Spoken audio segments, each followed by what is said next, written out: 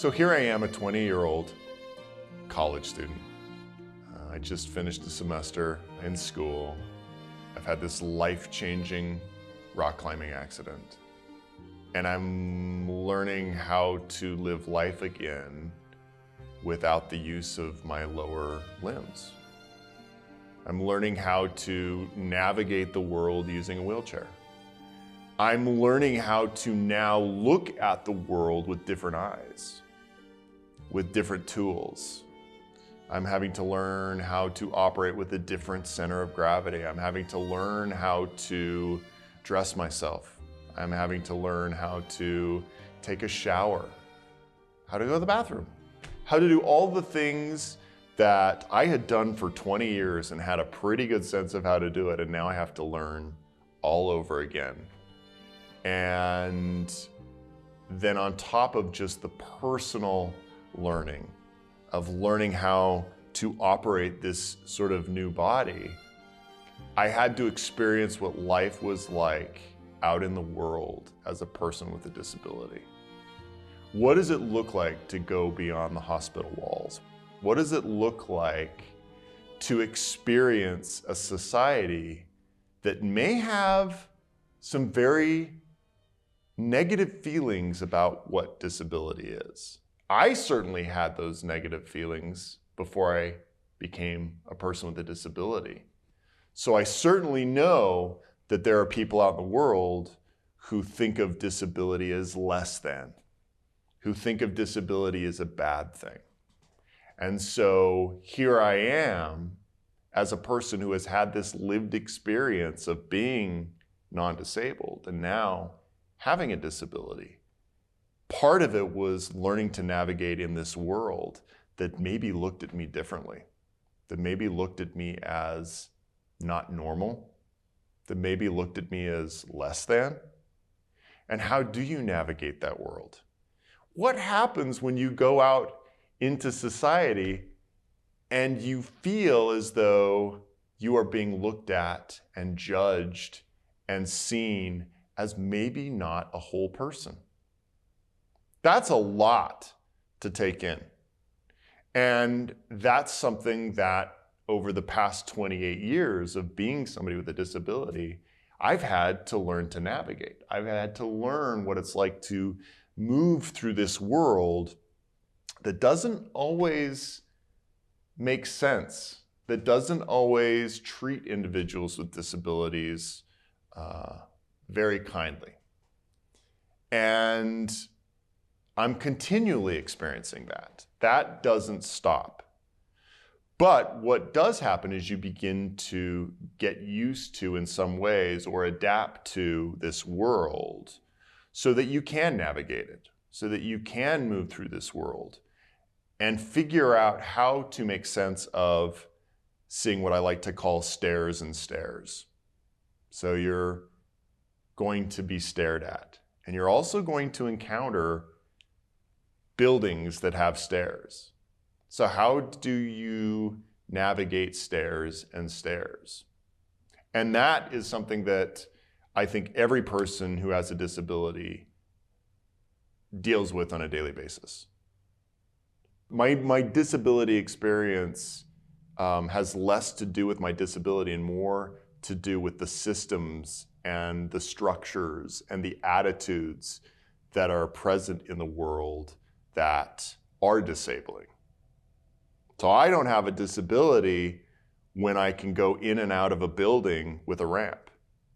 But when I go to a friend's house and they have a staircase, or they have steps up to the front door, or they have a bathroom that has a very narrow doorway, I suddenly have a disability. And for the past, let's say 25 years, I have been living in the world, engaging with the world as a person with a disability, and in many ways conforming to a world that wasn't necessarily built for somebody who uses a wheelchair. Let's say I go over to a friend's house and I have to call them on my cell phone when I arrive and make sure that there are enough people who can come out and who can pick me up, get me up the steps and into their house.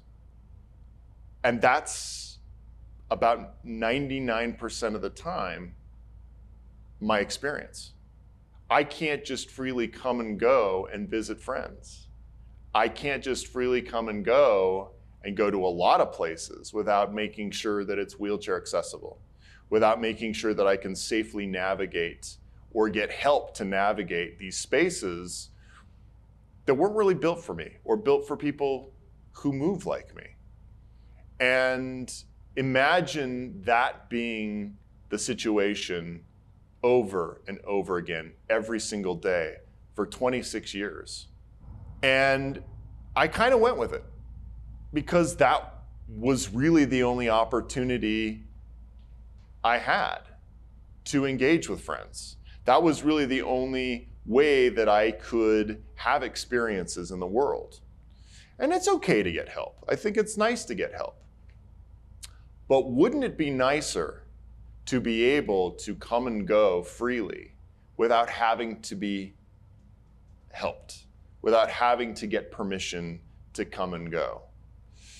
And this really solidified for me when COVID happened, because I saw the world suddenly experience what it's like to not be able to come and go freely, to not have access, to not be able to maybe even leave their house sometimes.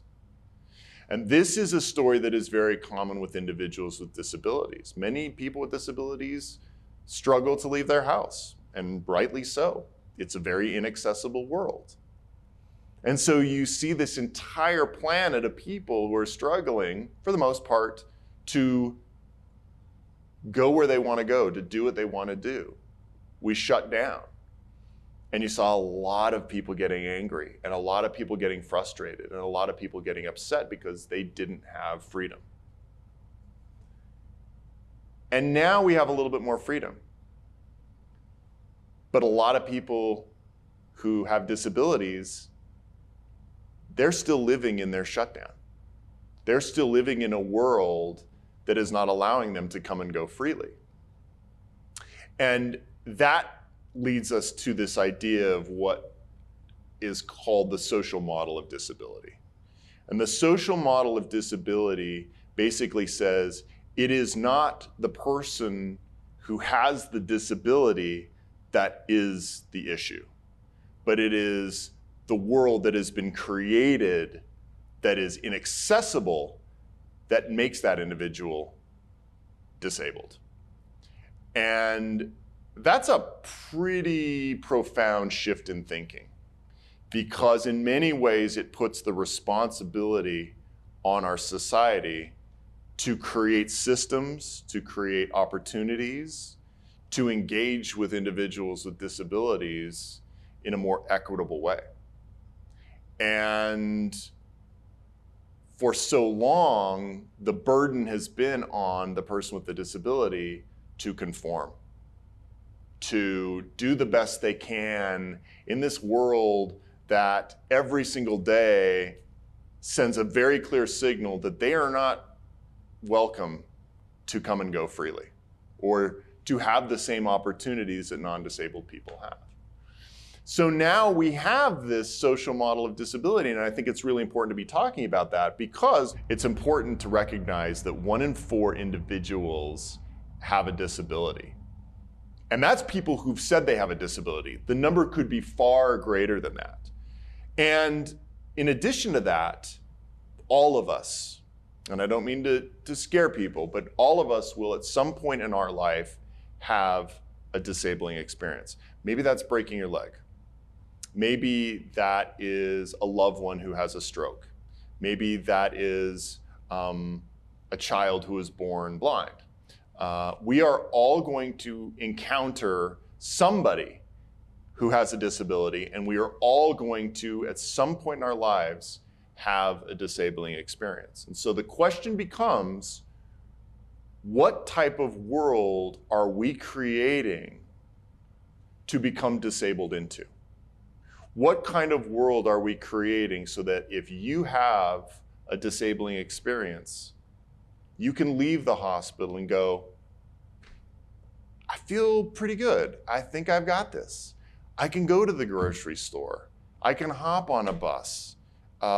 People don't look at me in a weird way because it is the norm. We are all experiencing this thing together. And if we're all experiencing it, it's no longer othering. It's no longer you're different than me. We are all in this boat together. And so when we change this mindset about what that means to have a disability, that disability is not a bad thing, that we are all capable of having a disability, that we are all going to encounter somebody who has a disability, we change the mindset that will then lead us to create this world, to create different perceptions of what it means to live with a disability and therefore create a world that is more accessible.